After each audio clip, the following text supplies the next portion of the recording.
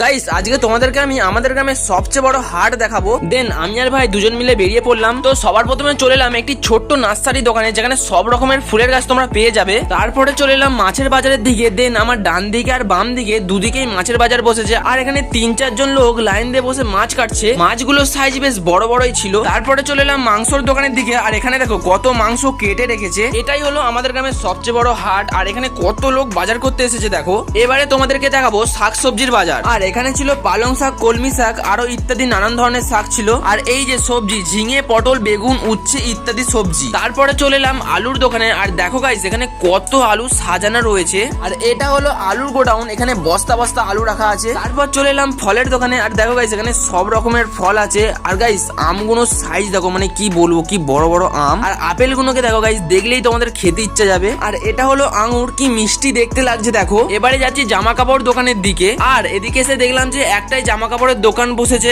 আরো বসতো কিছু কারণবশত আজকে বসেনি গাইস। এবারে যাচ্ছি আমরা বাড়ি। আর এটা হলো আমাদের গ্রামের সবচেয়ে বড় হাট। আর এদিকে মাছের বাজার বসেছিল বলে কি ভিড় হয়েছে দেখো, মানে কত লোক, এখানে সারি সারি লোক মাছ কিনছে। বাড়ি আসতে আসতে তারা মা আর বড় ঠাকুরের মন্দির দেখতে পেলাম, কি সুন্দর লাগছে দেখো ঠাকুর দুটোকে। তো গাইস ভিডিওটি ভালো লাগলে অবশ্যই একটি লাইক করে দেবে, কি গাইস সাবস্ক্রাইবটা করো। আর যেতে যেতে সবাই কমেন্ট বক্সে বলে যাবে হরে কৃষ্ণ।